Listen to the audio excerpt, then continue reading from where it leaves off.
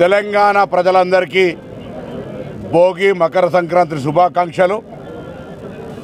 రైతన్నలందరికీ కూడా సమృద్ధిగా వర్షాలు పడి పాడి పంటలతో సుఖ సంతోషాలతో ఉండాలి ఈ నూతన తెలంగాణ రాష్ట్ర ప్రభుత్వం హయాంలో అని ఆ భగవంతుని ప్రార్థిస్తూ ఈరోజు దేవుణ్ణి కూడా రాజకీయాలు చేస్తున్నటువంటి పరిస్థితుల్లో హిందూ సాంప్రదాయం మీద విశ్వాసం ఉన్న ప్రతి భారతీయుడు కూడా కొన్ని ప్రత్యేకించి విధి విధానాలను పాటిస్తాం। దేశానికి రాజైనా ఢిల్లీకి రాజైనా తల్లికి కొడుకు అన్నట్టుగా మనం ఎక్కడికి వెళ్ళినా నాయకులుగా మేము విగ్రహ ప్రతిష్టాపనలు చేయము, లేదా విగ్రహాలకు సంబంధించిన దాని శిలాన్యాస దానికి సంబంధించినటువంటి కార్యక్రమం చేయము। కానీ దురదృష్టం ఈరోజు ఈ దేశంలో 6 శాస్త్రాలు, 18 పురాణాలు, 12 ద్వాదశ లింగాలు, 18 జ్యోతిర్లింగాలు, 4 వేదాలు, 4 జగద్గురులు ఉన్నటువంటి ఈ పవిత్ర భారతదేశంలో వాళ్ళ చేతుల మీద జరగాల్సినటువంటి కార్యక్రమాల్ని రాజకీయాల్లో మార్కెటింగ్ చేస్తూ దేవుణ్ణి కూడా ఎన్నికల కొరకు ఉపయోగించుకునేటువంటి దౌర్భాగ్య పరిస్థితి ఉన్నది। దాన్ని ప్రశ్నిస్తే వీళ్ళు నిజమైన హిందువులు కాదనేటువంటి మాట జరుగుతున్నటువంటి సందర్భంలో నిజంగా బాధ కలుగుతూ ఉంది।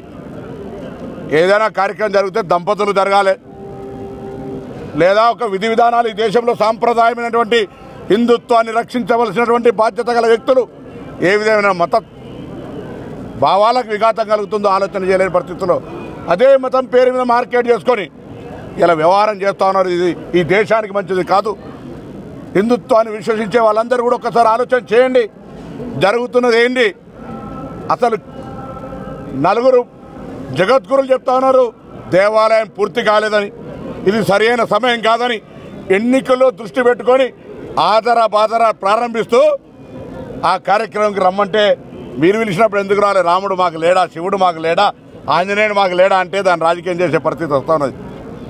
దేవుడు అందరి వాడు, డబ్బు అధికారము పేదతనము నిరుపేదతనము ఒక వీళ్ళకి వాళ్ళకు పరిమితం కాదు దేవుడు। అటువంటి దేవుణ్ణి కొలిచే అవకాశం అందరికీ ఉంది।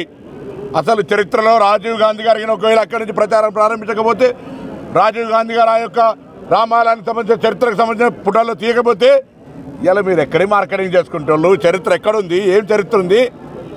ఇలా దేవుణ్ణి కూడా రాజకీయంగా వాడుకునేటువంటి పరిస్థితుల్లో ఆనాడు బలహీన వర్గాల మండల కమిషన్ వస్తే మీరు కమండల కమిషన్ పెట్టుకుని దేశయాత్ర చేసి కథం చేసిన దేశంలో ఇలా మళ్ళీ ఇలా దేశంలో మీ ప్రతిష్ట దిగజారుతుంటే పార్లమెంట్లో జవాబు చెప్పలేక ఆదాని అంబానికి స్నేహితుమిందని రాహుల్ గాంధీ ప్రశ్నిస్తే ఇలా మళ్ళీ రాముని ముందర తెచ్చే ఎన్నికల్లో గెలిచే ప్రయత్నం జరుగుతుంది।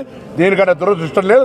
వేములవాడ సన్నిధి సాక్షిల ఈ దేశంలో 4 పెద్ద పెద్ద జగద్గురులు, 4 పీఠాలు హిందుత్వాన్ని రక్షించడానికి, 12 ద్వాదశ లింగాలు జ్యోతిర్లింగాలు, 18 జ్యోతి పీఠాలుంటే 6 పురాణాలు 18 శాస్త్రాలు ఉంటే ఇటువంటి పరిస్థితుల వల్ల 6 శాస్త్రాలు 18 పురాణాలు ఉంటే అటువంటి దేశంలో జరుగుతున్న పరిణామాన్ని హిందువులందరూ ఆలోచన చేయాలని, హిందుత్వం పేరు మీద రాజకీయం చేసేటువంటి వ్యక్తులు కూడా ఈ జిల్లా కావచ్చు ఇంకొకటి కావచ్చు వాళ్ళు హిందువులుగా 5 ఏళ్ళు ప్రజాప్రతినిధి వహిస్తే ప్రభుత్వం ఉంటే ఏ దేవాలయానికి ఏం చేశారో చెప్పాలని కూడా ఒక హిందూగా బంధువుగా నేను ఈ సందర్భంగా డిమాండ్ చేస్తా ఉన్నాను।